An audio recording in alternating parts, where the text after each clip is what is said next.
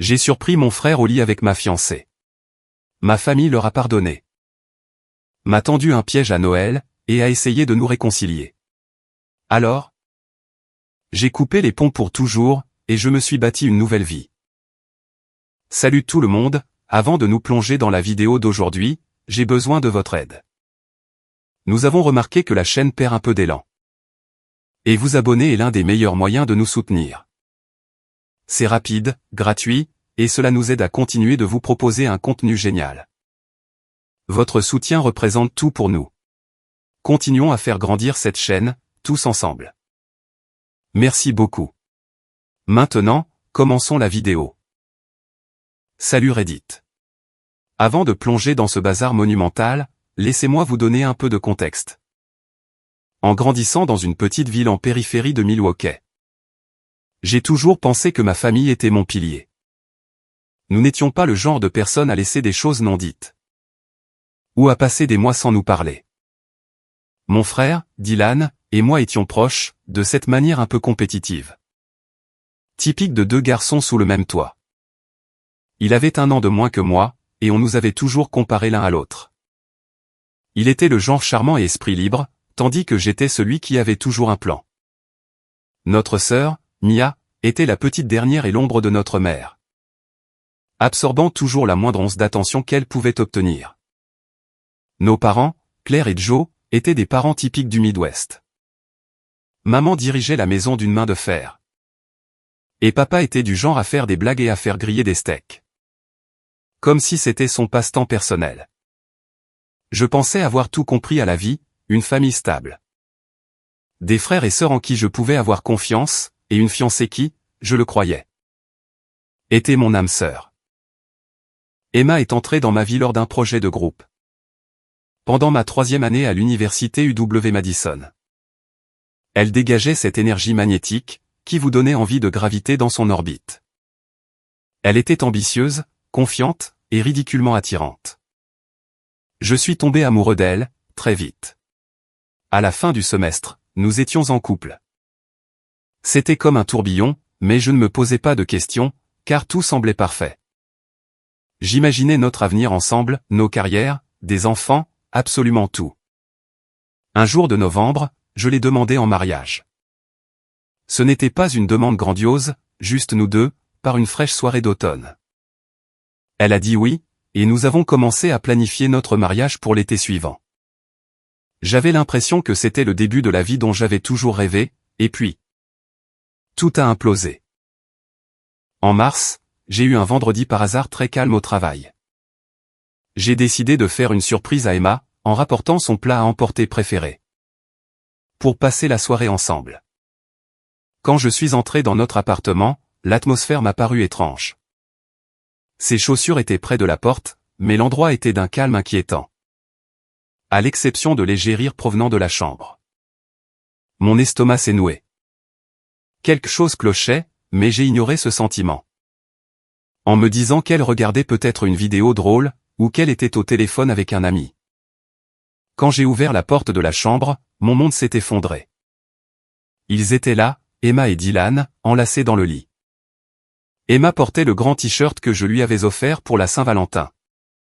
Celui avec l'imprimé de cœur un peu ringard. Ce n'était pas difficile de faire le lien. Ils se sont figés, tous les deux, me regardant comme des cerfs pris dans les phares. C'est drôle comme le silence peut en dire si long. L'air dans la pièce semblait lourd, étouffant. Dylan, mon propre frère, a eu l'audace de dire « Ce n'est pas ce que tu crois ». Je l'ai dévisagé, ayant presque envie de rire face à une telle absurdité. Emma n'a pas dit un mot, elle s'est juste empressée de se couvrir avec la couverture. Comme si cela allait effacer ce que je venais de voir. Je n'ai pas crié. Je n'ai pas posé de questions. À quoi bon? La preuve était juste là, devant moi. J'ai regardé Emma, et j'ai dit « Fais tes affaires, et pars ». Ma voix était calme, posée. Je n'allais certainement pas leur donner la satisfaction de me voir perdre le contrôle. Dylan a essayé de parler, marmonnant quelque chose comme quoi ça, s'était juste passé comme ça. Mais je l'ai coupé. Tu es mort pour moi. Je n'avais aucune envie d'entendre ses excuses, ou ses faux remords. Il n'y a pas de « c'est juste arrivé » quand il s'agit de coucher avec la fiancée de son frère. Je suis sorti. Je n'ai pas attendu d'explication, ni de pitoyable demande de pardon. J'ai attrapé mes clés, et j'ai conduit jusqu'à la maison d'un ami. Cette nuit-là, en fixant le plafond, la réalité de la situation m'a frappé de plein fouet. Ma fiancée, la femme que je comptais épouser, et mon frère, quelqu'un en qui j'avais confiance, m'avaient trahi de la pire des manières possibles. Ce n'était pas seulement une question d'infidélité. C'était le fait qu'ils avaient tous les deux activement choisi de détruire quelque chose à laquelle je tenais si profondément. Le lendemain du jour où j'ai surpris Emma et Dylan, je ne pensais pas que les choses pourraient empirer, mais bien sûr, elles l'ont fait. Pendant que j'étais au travail, Emma a déménagé de l'appartement. Je lui avais déjà dit de faire ses affaires et de partir. Donc j'ai supposé que c'était la fin de l'histoire. Mais quand je suis rentré ce soir-là, il y avait un mot sur le comptoir, posé exactement là où nous gardions une photo encadrée de nous. C'était court, mais pas vraiment doux. Elle a écrit qu'elle était tombée amoureuse de Dylan, et qu'elle n'avait jamais voulu me blesser. Suivi de conneries disant qu'elle espérait que je trouverais la force de leur pardonner. Elle a eu le culot de terminer son mot par « J'espère que tu pourras quand même être heureux pour nous un jour. » Heureux pour eux. J'avais envie de rire, mais ce n'était pas drôle, c'était exaspérant.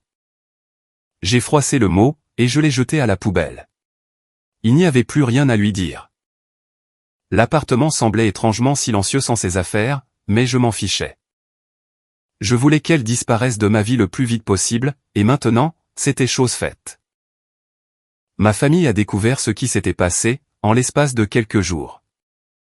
Ce n'est pas moi qui leur ai dit, je suppose qu'Emma ou Dylan a craché le morceau. Ma mère, Claire, m'a appelé immédiatement. Elle était furieuse, pas contre moi, mais contre Dylan. Elle n'arrêtait pas de dire qu'elle n'arrivait pas à croire que son propre fils puisse me trahir de cette façon. Il n'est plus le bienvenu ici, a-t-elle répété encore et encore. Au début, ça faisait du bien de l'avoir de mon côté. Mais je n'étais pas assez naïf pour penser que ça durerait. La loyauté de ma mère a toujours été conditionnelle. Elle est du genre à se targuer de maintenir la famille unie. Même si cela implique de glisser des trahisons massives sous le tapis. Je me doutais que ce n'était qu'une question de temps, avant qu'elle ne commence à défendre Dylan. Mon père, Joe, c'était une autre histoire. Quand j'ai enfin répondu à l'un de ses appels, il n'a pas dit grand-chose. Il a juste soupiré, et a dit, « Eh bien, je suppose que ce genre de choses arrive parfois. » Je n'en revenais pas. Il n'était pas en colère, ni contrarié, ni même surpris. Il a réagi comme si Dylan avait renversé du café sur ma chemise.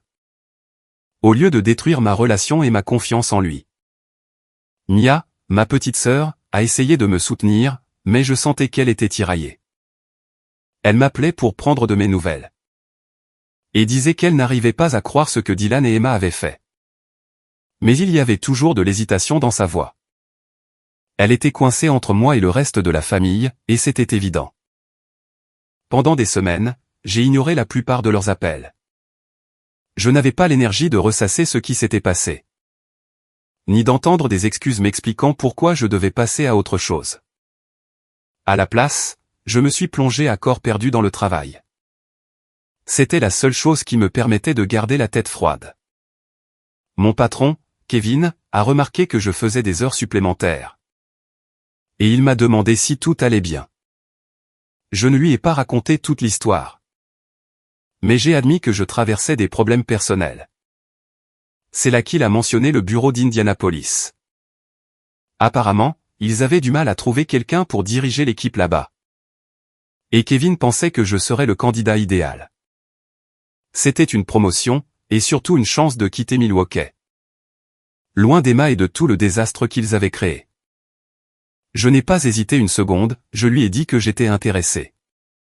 Quand j'ai annoncé mon déménagement à mes parents, mon père a simplement dit « Tant mieux pour toi. Un nouveau départ est peut-être ce qu'il te faut. » Ma mère, en revanche, a réagi comme si j'avais annoncé que je déménageais sur la planète Mars. Elle a pleuré, et m'a supplié de reconsidérer ma décision. Et les dîners de famille? Et Noël? Tu ne peux pas juste nous abandonner, Alex. Je lui ai répondu que je ne les abandonnais pas, j'abandonnais Dylan. Il ne fait plus partie de cette famille, a-t-elle affirmé avec fermeté. Mais je ne l'ai pas cru. Ma mère a le don de dire une chose, et de faire exactement le contraire, quand ça l'arrange. En juillet, mon intuition s'est avérée exacte. Dylan était de retour à la maison. Ma mère m'a appelé un soir, me glissant l'air de rien qu'ils avaient décidé de le laisser rentrer pour quelque temps. Parce qu'il n'avait nulle part d'autre où aller. Elle a agi comme si ce n'était pas grave. Comme si elle n'invitait pas la personne qui m'avait trahi sous son toit. Tout en s'attendant à ce que je continue de venir au dîner du dimanche. Je n'ai même pas essayé de cacher ma colère. Je lui ai dit que c'était une gifle, et qu'elle le choisissait, lui, au lieu de moi. Elle a essayé de se justifier, en disant, c'est quand même mon fils. Je ne peux pas le mettre à la porte. J'ai rétorqué sèchement, eh bien, ce n'est plus mon frère. Et je ne veux plus rien avoir à faire avec lui. C'est là qu'elle a commencé sa campagne pour l'unité familiale. Elle s'est lancée dans un long discours sur le fait que nous devions guérir. Et aller de l'avant en tant que famille. C'était un code pour dire, pardonne juste à Dylan. Pour que je n'ai pas à me sentir coupable de l'avoir laissé revenir. Je n'ai rien voulu entendre. Je lui ai dit, purement et simplement, que je n'étais pas intéressé par la guérison. Ni par l'idée de faire semblant que tout allait bien. L'unité? Alors arrête peut-être de récompenser la personne qui a tout fait exploser. Ai-je dit avant de raccrocher. Après ça, j'ai gardé mes distances. De toute façon, j'étais occupé à préparer mon déménagement pour Indianapolis. J'ai trouvé un logement, j'ai emballé les affaires de mon appartement. Et j'ai pris un nouveau départ dans une ville où personne ne connaissait ma famille ou mon passé. Quitter Milwaukee n'a pas été facile. J'y avais de bons souvenirs. Et une partie de moi avait l'impression de laisser Dylan et Emma gagner en partant. Mais rester aurait été bien pire. Chaque rue, chaque restaurant, chaque souvenir partagé, tout me rappelait ce que j'avais perdu. Déménager était le seul moyen de vraiment recommencer à zéro. Au moment de mon départ, j'avais pratiquement coupé les ponts avec ma famille. Je ne répondais plus à leurs appels, ni à leurs messages. Même les tentatives de Mia pour rester neutre n'avaient plus d'importance. Ils avaient fait leur choix en laissant Dylan revenir. Et j'avais fait le mien en les laissant derrière moi. Je ne savais pas ce que l'avenir me réservait, mais une chose était claire. J'avais fini d'être le bon fils, celui qui faisait toujours passer la famille en premier. Désormais, je me faisais passer en premier. Il était temps de reconstruire ma vie, selon mes propres règles. En septembre, j'avais pris mes marques dans ma nouvelle vie à Indianapolis. Couper les ponts avec ma famille avait été la meilleure décision de ma vie. Même si ça n'avait pas été facile. Le travail se passait bien, j'avais commencé à me faire de nouveaux amis. Et m'éloigner de tout ce chaos était exactement ce dont j'avais besoin. Puis, ma mère, Claire, m'a appelé. Son anniversaire approchait, et elle voulait que je rentre à la maison pour le fêter. J'ai hésité. Ma relation avec elle était tendue depuis qu'elle avait laissé Dylan revenir dans la maison. Mais elle a insisté, disant qu'il n'y aurait que la famille proche, et que je lui manquais. Contre mon meilleur jugement, j'ai accepté. Le trajet jusqu'à la maison de mes parents était long. Ce qui m'a laissé beaucoup trop de temps pour remettre ma décision en question. Je me disais que je faisais ça pour ma mère, même si elle m'avait déçu. Peut-être que ce ne serait pas si terrible, s'il n'y avait qu'elle, mon père, et Mia. Quand je me suis garé devant la maison, j'ai tout de suite su que quelque chose n'allait pas. Il y avait beaucoup trop de voitures garées à l'extérieur. Mon estomac s'est noué, quand j'ai aperçu la voiture de Dylan dans l'allée. Mes mains se sont crispées sur le volant, et j'ai hésité à faire demi-tour. Mais je ne voulais pas donner à ma mère la satisfaction de me voir fuir. J'ai décidé d'entrer, de faire court, et de repartir le plus vite possible. Dès que j'ai franchi la porte, ma mère m'a accueilli avec un grand sourire. Agissant comme si de rien n'était. « Alex, je suis si heureuse que tu sois venu, a-t-elle dit, en me serrant dans ses bras. Son énergie était excessive. Comme si elle essayait d'arranger les choses par la seule force de sa volonté. J'ai jeté un coup d'œil dans le salon, et ils étaient là, Dylan et Emma, assis sur le canapé. Comme s'ils n'avaient pas le moindre souci au monde. Emma a même eu le culot de rire à quelque chose que Mia venait de dire. Alors que je me tenais là, figé par l'incrédulité, j'ai demandé « Pourquoi sont-ils ici ?» d'une voix basse mais tranchante. Avant que ma mère ne puisse répondre, elle m'a attrapé par le bras. Et m'a entraîné plus loin dans la maison. « Allons parler dans le salon », a-t-elle dit. Comme si cela allait rendre la situation moins horrible. Quand nous sommes arrivés dans le salon, ma mère a commencé son laïus habituel sur la guérison et la famille. Elle m'a fait asseoir et s'est lancée dans ce discours sur le fait que Dylan et Emma avaient fait une erreur. Mais qu'ils étaient vraiment désolés, et qu'il était temps d'avancer en tant que famille. Dylan, toujours sans la moindre honte, est intervenu avec « Je suis désolé, mec. C'est juste arrivé comme ça. » Il a dit ça comme s'il avait renversé du café sur ma chemise, au lieu de détruire ma vie entière. Emma a enchaîné avec « Nous n'avons jamais voulu te blesser. » Ce qui semblait encore plus ridicule venant d'elle. Elle n'essayait même pas d'avoir l'air pleine de remords. Je les ai fixés, essayant de comprendre s'ils croyaient vraiment à leur propre connerie. Le fait qu'ils pensent que cela puisse être réparé de quelque façon que ce soit était presque risible.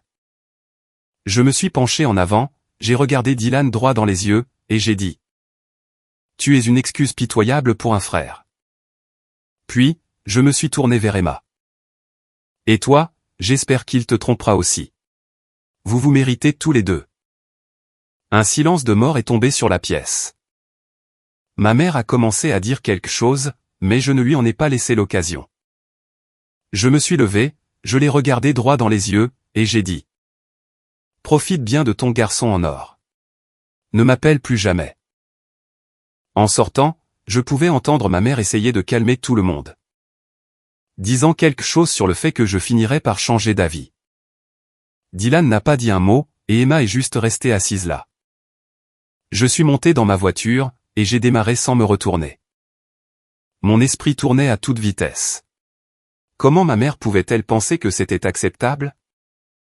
Comment pouvait-elle s'attendre à ce que je pardonne et oublie? Comme s'il s'agissait d'un petit désaccord, au lieu d'une trahison qui avait déchiré ma vie? J'ai passé le reste de la journée à essayer de me calmer. Mais je n'arrivais pas à me débarrasser de ma colère. Je n'arrêtais pas de rejouer la scène dans ma tête, regrettant de ne pas en avoir dit encore plus. Une partie de moi voulait appeler ma mère, et vider mon sac sur tout ce que je ressentais. Mais je savais que ça ne changerait rien. Elle avait déjà fait son choix, en accueillant Dylan et Emma de nouveau dans sa vie. Ce soir-là, j'ai bloqué son numéro. J'ai bloqué celui de Dylan, aussi. Même s'il n'avait pas cherché à me contacter depuis des mois.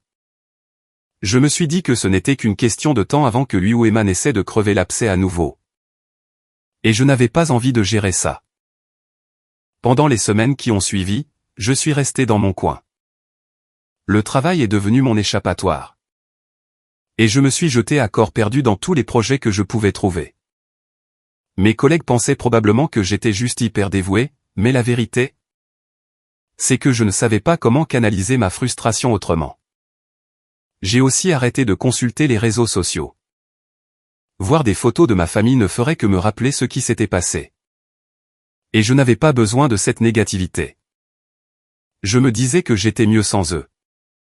Mais ça faisait quand même mal de savoir que les personnes en qui j'avais eu le plus confiance m'avaient laissé tomber aussi complètement. Finalement, j'ai commencé à me sentir un peu mieux. La distance m'aidait, et je reconstruisais doucement ma vie. Je me suis convaincu que je n'avais pas besoin d'eux. Que je pouvais créer ma propre version de la famille. Avec des personnes qui tenaient vraiment à moi. Mais, au fond de moi, je savais que ce n'était pas fini. Ma mère n'était pas du genre à abandonner facilement. Et j'avais le pressentiment qu'elle trouverait un autre moyen de me replonger dans ce drame. Pour l'instant, cependant, je me contentais de garder mes distances et de me concentrer sur moi-même. Qu'ils gardent leur belle unité familiale. Je préférais être seul, plutôt qu'entouré de gens qui ne m'accordaient aucune valeur. S'ils voulaient vivre dans le déni concernant ce que Dylan et Emma avaient fait, c'était leur choix. Je n'allais pas en faire partie. Je ne savais pas de quoi l'avenir serait fait, mais une chose était sûre. J'avais fini de les laisser dicter ma vie. Désormais, je vivais selon mes propres règles. En janvier, la vie à Indianapolis était devenue tout ce que j'espérais. Ça faisait du bien d'être à des kilomètres du chaos que ma famille avait créé. Je ne me réveillais plus en colère, chaque matin. J'avais de l'espace pour respirer, pour réfléchir, et pour me concentrer sur moi-même. C'est à ce moment-là que Sarah, une cousine éloignée, m'a envoyé un message.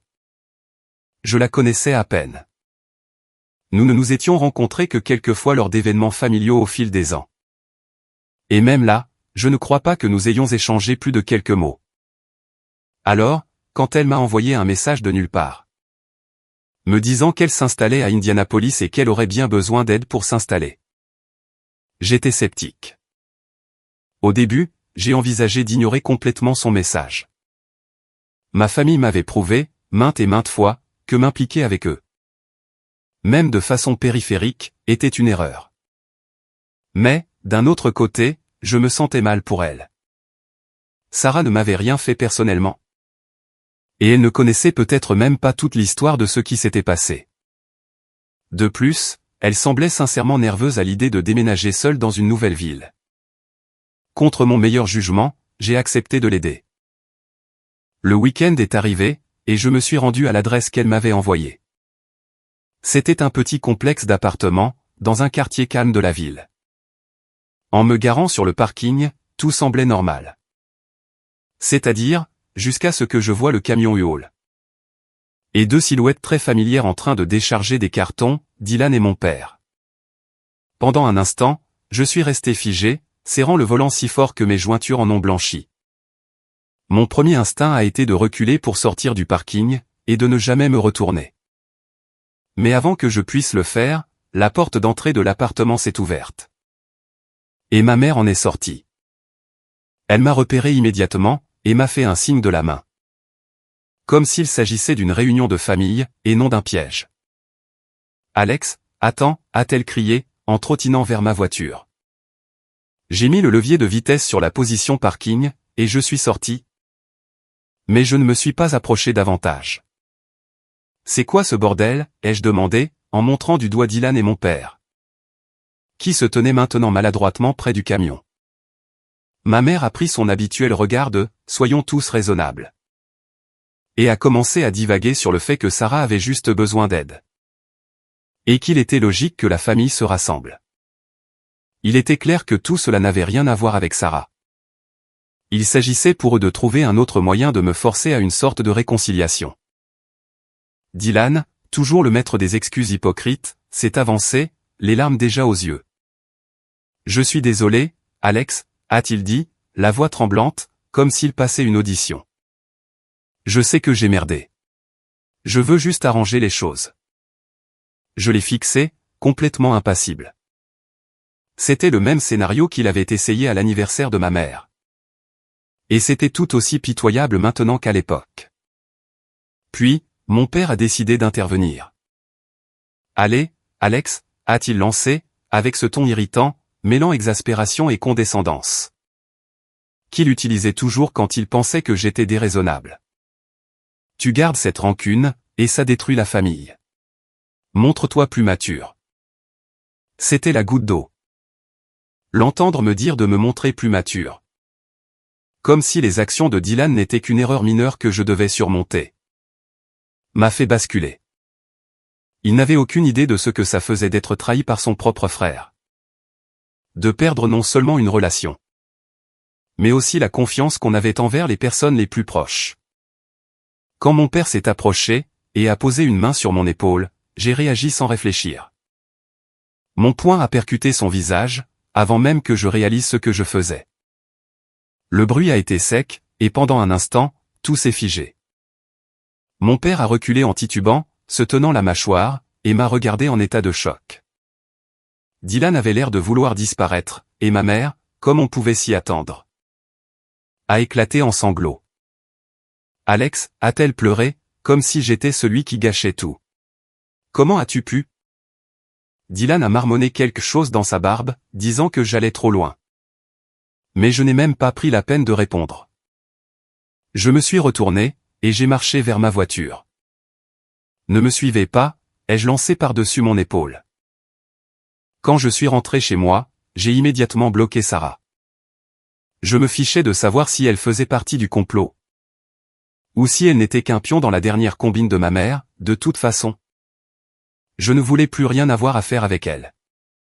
Ce soir-là, je me suis assis sur mon canapé, essayant d'assimiler ce qui venait de se passer. Je n'étais pas fier d'avoir perdu mon sang-froid, mais je ne le regrettais pas non plus. Mon père avait franchi une limite. Et si un coup de poing au visage était ce qu'il fallait pour leur faire comprendre que je n'allais pas me laisser manipuler. Qu'il en soit ainsi. Le pire dans tout ça, c'est que ce n'était même pas surprenant. Ma mère avait toujours été prête à se plier en quatre pour protéger Dylan. Peu importe l'ampleur des dégâts qu'il causait. Et mon père? Il se souciait plus de maintenir la paix, que de s'attaquer réellement au problème. Je me suis demandé depuis combien de temps il préparait ce coup. Avait-il parlé à Sarah pendant des semaines, la convainquant de me contacter? Ou était-ce une idée de dernière minute? Quoi qu'il en soit, ça n'avait pas d'importance. Ce qui comptait, c'était que je m'étais éloigné avant qu'ils ne puissent me reprendre dans leur filet. Le lendemain matin, je me suis réveillé avec un étrange mélange de soulagement et de tristesse. Du soulagement, parce que j'avais tenu bon, mais de la tristesse. Parce que c'était un énième rappel du point de non-retour qu'avait atteint ma famille. Il n'y avait rien à réparer.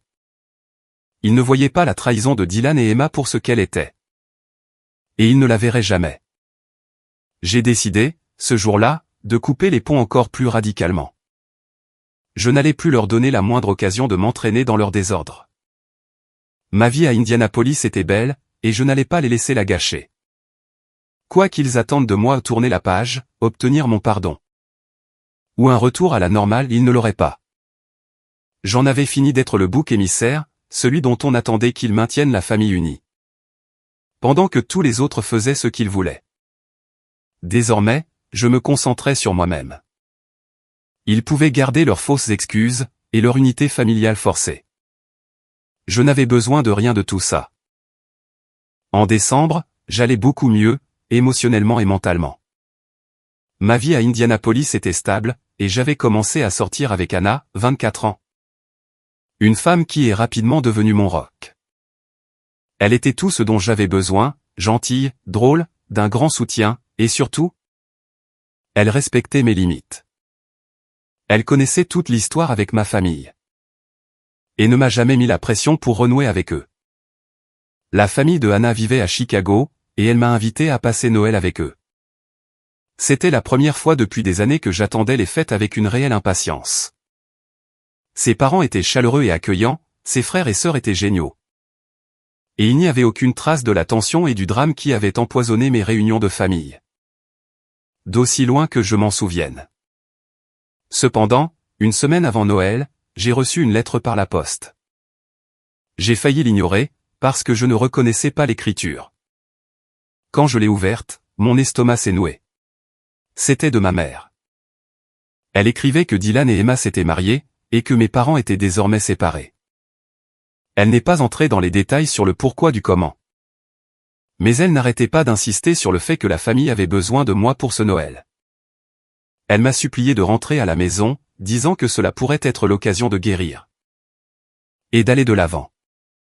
J'ai lu la lettre 2 fois, essayant de comprendre ce qu'elle demandait vraiment. S'agissait-il de moi? Ou était-ce juste une énième tentative pour réparer les dégâts que Dylan avait causés? La mention de leur mariage m'a donné la nausée. C'était comme une gifle. Un rappel qu'ils avaient refait leur vie sans la moindre once de remords pour ce qu'ils avaient fait. Quand j'ai montré la lettre à Anna, elle m'a suggéré de laisser tomber. Tu ne leur dois rien, a-t-elle dit doucement. Si ça ne fait que te blesser, il n'y a aucune raison de t'infliger ça. Elle avait raison, bien sûr. Mais une petite partie de moi se sentait quand même coupable non pas de les avoir coupés de ma vie, mais parce que je n'arrivais pas à me débarrasser de ce sentiment d'obligation que ma mère essayait toujours de m'inculquer. Finalement, j'ai décidé de passer Noël avec la famille de Hannah. Ils vivaient dans une maison chaleureuse, dans la banlieue de Chicago, et dès notre arrivée, j'ai su que j'avais fait le bon choix. Ses parents m'ont accueilli avec des câlins. Et sa mère a tout de suite commencé à se plier en quatre, pour savoir si je préférais le chocolat chaud ou le cidre épicé. C'était simple et authentique, d'une manière que je n'avais pas connue depuis des années. Nous avons passé la veille de Noël à décorer le sapin, à préparer des biscuits et à jouer à des jeux de société. C'était le genre de fête que j'avais toujours voulu vivre, sans jamais en avoir vraiment l'occasion. Pour une fois, je n'attendais pas qu'une dispute éclate. Le matin de Noël a été tout aussi paisible. La famille de Hannah avait pour tradition d'ouvrir les cadeaux en pyjama. Et ils avaient même prévu une chaussette à mon nom. C'était attentionné, simple, et ça m'a fait sentir à ma place. Mais même au milieu de toute cette chaleur et de ce bonheur, la pensée de ma famille restait dans un coin de ma tête. Je ne pouvais pas m'empêcher de me demander ce qu'ils faisaient. Si ma mère était assise seule dans la maison, si mon père fêtait Noël de son côté, ou si Dylan et Emma jouaient au petit couple parfait, pendant que les autres faisaient semblant que tout allait bien. J'ai chassé ces pensées de mon esprit, et je me suis concentré sur le moment présent. Je n'allais pas laisser leur drame me gâcher ça. En janvier, juste au moment où je reprenais ma routine, j'ai reçu un email de Mia. Je n'avais pas eu de ses nouvelles depuis des mois. Donc voir son nom dans ma boîte de réception a été une surprise. Contre mon meilleur jugement, je l'ai ouvert. Mia écrivait que mon père vivait maintenant dans un motel. Et que Dylan et Emma avaient des difficultés financières. Elle n'est pas entrée dans les détails. Mais elle a laissé entendre que la situation professionnelle de Dylan n'était pas stable. Et qu'Emma était apparemment malheureuse dans son mariage. J'ai fixé l'écran, essayant de comprendre pourquoi Mia pensait que j'avais besoin de savoir tout ça. Cherchait-elle de la sympathie? S'attendait-elle à ce que je débarque pour régler le problème? Si c'était le cas, elle allait être déçue. Je n'ai pas répondu à l'email. Qu'est-ce que j'étais censé dire? Désolé d'entendre ça, mais ce n'est pas mon problème? Je n'allais pas me laisser entraîner à nouveau dans leurs histoires? Peu importe à quel point la situation se dégradait pour eux. Ils avaient fait leur choix, et maintenant, ils devaient en assumer les conséquences. Pourtant, une partie de moi se sentait vengée. Ils galéraient, et même si je ne prenais aucun plaisir à les voir souffrir, je ne pouvais m'empêcher de penser que le karma les rattrapait. Dylan et Emma avaient détruit ma vie, et maintenant, leur petite bulle parfaite commençait à se fissurer. Hannah a remarqué que j'étais plus silencieux que d'habitude ce soir-là. Et elle m'a demandé si ça allait. Je lui ai parlé de l'email, et elle a simplement hoché la tête, son expression douce mais ferme. Tu as fait le plus dur en passant à autre chose, a-t-elle dit. Ne les laisse pas te tirer en arrière. Elle avait raison. J'avais passé trop de temps à reconstruire ma vie, pour laisser leurs problèmes me faire dérailler maintenant. Ce qui se passait avec ma famille n'était plus de ma responsabilité. Le lendemain matin, j'ai supprimé l'email de Mia, et j'ai bloqué son adresse. Ce n'était pas facile, mais c'était nécessaire. Je n'allais pas les laisser utiliser la culpabilité ou la pitié pour s'immiscer à nouveau dans ma vie. Ce Noël passé avec la famille de Hannah m'a fait l'effet d'un tournant. Pour la première fois, j'ai compris ce que cela signifiait d'être véritablement libéré de la toxicité dans laquelle j'avais grandi. Je n'avais pas besoin de l'approbation de ma famille, ni de leur validation. J'avais trouvé des personnes qui tenaient à moi pour ce que j'étais, et non pour ce que je pouvais faire pour elles. Le chaos de mon passé n'allait plus me définir. J'avais construit une nouvelle vie, et je ne regardais plus en arrière. Quand le mois de juin est arrivé, je me sentais bien par rapport au chemin que j'avais parcouru. Ma vie à Indianapolis était stable, ma relation avec Hannah se renforçait de jour en jour. Et ma famille n'était plus qu'un lointain souvenir. Je les avais tous bloqués, j'avais ignoré toutes leurs tentatives maladroites pour me contacter. Et je m'étais concentré entièrement sur moi-même. Mais bien sûr, ils n'en avaient pas fini avec moi. Un samedi matin, alors que je me préparais à aller courir, j'ai entendu frapper à ma porte. Je n'attendais personne, et quand j'ai regardé par le Judas, je me suis figé. C'était Mia. Je ne l'avais pas vue depuis plus d'1 an, et l'espace d'une fraction de seconde. J'ai envisagé de faire semblant de ne pas être chez moi. Mais finalement, j'ai ouvert la porte, et elle a tout de suite commencé à pleurer.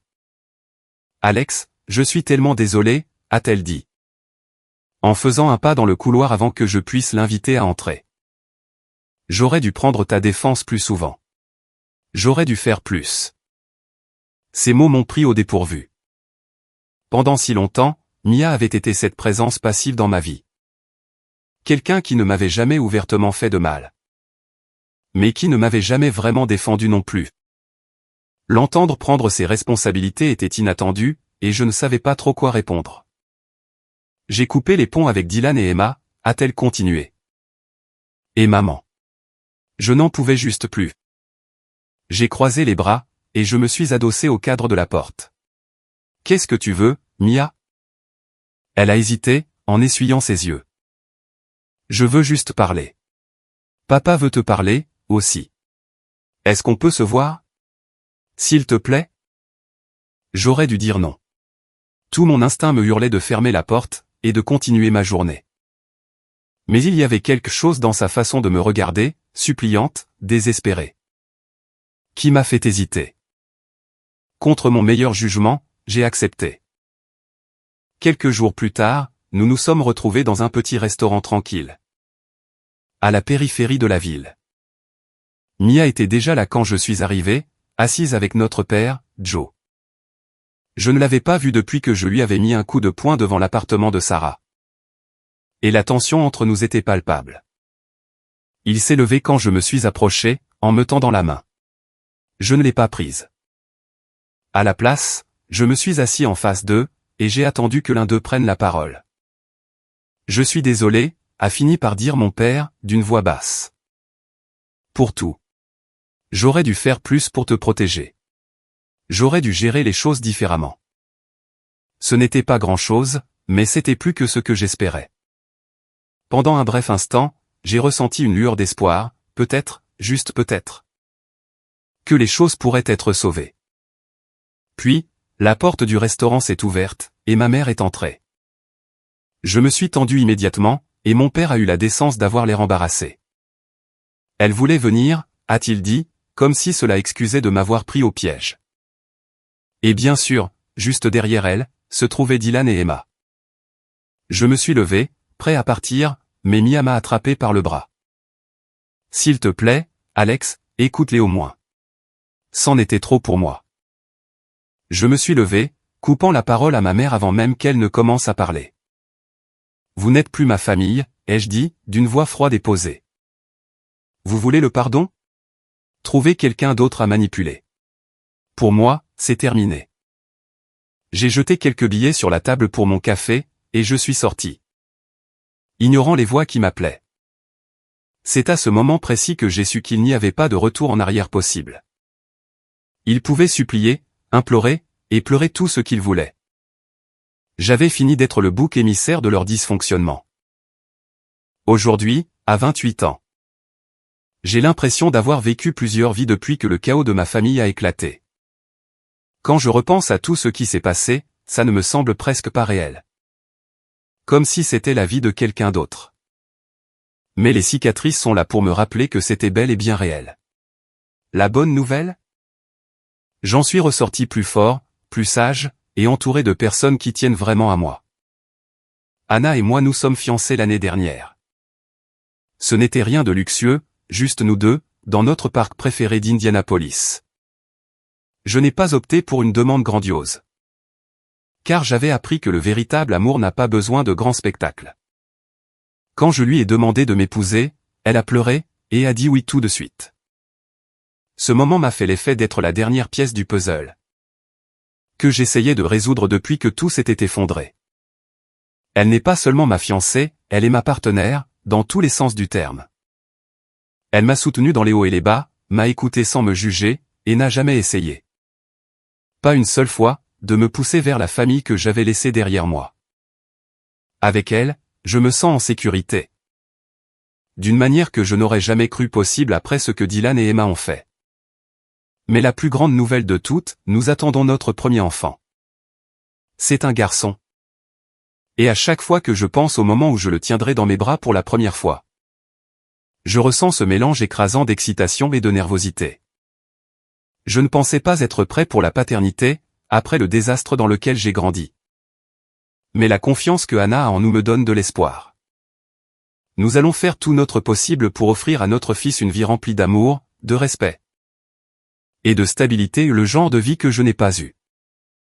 L'une des premières étapes que j'ai franchies pour couper définitivement les ponts avec ma famille a été de changer de nom de famille. Je ne me suis pas précipité, pendant un temps, j'ai pensé que c'était peut-être trop extrême. Ou que ça ne ferait pas une grande différence. Mais au fil du temps, j'ai réalisé que mon nom de famille ressemblait à une encre reliée au passé. Et j'étais prêt à m'en délester. C'était un sentiment étrange de me tenir au tribunal, et de remplir les papiers. Quand le juge a signé le document, j'ai ressenti un soulagement inattendu. Comme si j'avais enfin fermé une porte que j'avais eu peur de verrouiller complètement. J'ai choisi un nom de famille qui avait du sens pour moi, quelque chose lié à un héros personnel. Plutôt qu'à mon arbre généalogique. Anna m'a soutenu à 100%. Elle a même plaisanté en disant qu'elle prendrait mon nouveau nom de famille une fois mariée. Ajoutant, nous commençons notre propre héritage, maintenant. Cela m'a vraiment marqué. L'idée de créer quelque chose de nouveau. Quelque chose de séparé de toute cette douleur et de cette trahison, est devenue ma priorité. J'ai eu des échos, par bribes, de ce qui s'est passé dans ma famille depuis que j'ai coupé les ponts. Non pas parce que je cherche à savoir, mais parce que des connaissances communes font parfois des gaffes et en parlent. Apparemment, mes parents sont officiellement séparés, maintenant. Mon père vit dans une minuscule location en périphérie de la ville. Et ma mère est toujours dans la maison familiale, essayant de sauver les apparences. Dylan et Emma? Disons simplement que le karma n'a pas été tendre avec eux. Ils croulent sous les dettes, et d'après ce que j'entends, leur mariage bat de l'aile. Emma a perdu son emploi, et la situation professionnelle de Dylan est loin d'être stable. L'ironie de la situation ne m'échappe pas, après tout ce qu'ils ont fait pour me détruire. Ce sont eux qui luttent pour garder la tête hors de l'eau. Quant à Mia, son fiancé l'a quitté quelques mois avant leur mariage. Je ne connais pas les détails, et très honnêtement, je m'en fiche. Elle a fait le choix de soutenir Dylan et Emma quand ça comptait le plus. Et c'est une chose que je ne peux pas pardonner. La dernière fois que j'ai eu de leurs nouvelles directement, c'était il y a plus d'1 an. Quand ma mère m'a envoyé une énième lettre me suppliant de renouer. Je ne l'ai même pas ouverte, je l'ai balancée directement à la poubelle. Quels que soient les regrets qu'ils éprouvent aujourd'hui, c'est leur fardeau à porter, pas le mien. L'une des plus grandes leçons que j'ai tirées de toute cette histoire, c'est l'importance de poser des limites. Pendant trop longtemps, j'ai laissé ma famille me marcher sur les pieds. Me culpabiliser pour leur pardonner. Et me faire croire que leur problème était de ma responsabilité. Couper les ponts n'a pas été facile, ça a été chaotique. Mais c'était le seul moyen de vraiment aller de l'avant. Parfois, je me demande si ma famille regarde en arrière, et regrette ses choix. Pense-t-il à la douleur qu'ils ont causée? Réalise-t-il à quel point ils ont perdu, en me trahissant? Je ne le saurai probablement jamais, et ce n'est pas grave. Leurs regrets, ou l'absence de regrets, n'ont plus aucune importance. Ce qui compte, c'est que j'ai enfin trouvé la paix. Si quelqu'un qui lit ceci traverse une situation similaire, laissez-moi vous dire une chose. Ce n'est pas facile de tourner le dos à des relations toxiques. Surtout quand il s'agit de la famille. Mais parfois, c'est le seul moyen de protéger votre paix, et de créer la vie que vous méritez. Vous n'êtes pas obligé de garder des gens dans votre vie, juste à cause d'un ADN partagé. J'ai appris que la famille n'est pas une question de sang. C'est une question de personnes qui sont là pour vous, qui vous soutiennent. Et qui vous aiment inconditionnellement. Et avec Anna à mes côtés, et notre petit bout de chou en route. J'ai enfin la famille que j'ai toujours voulu.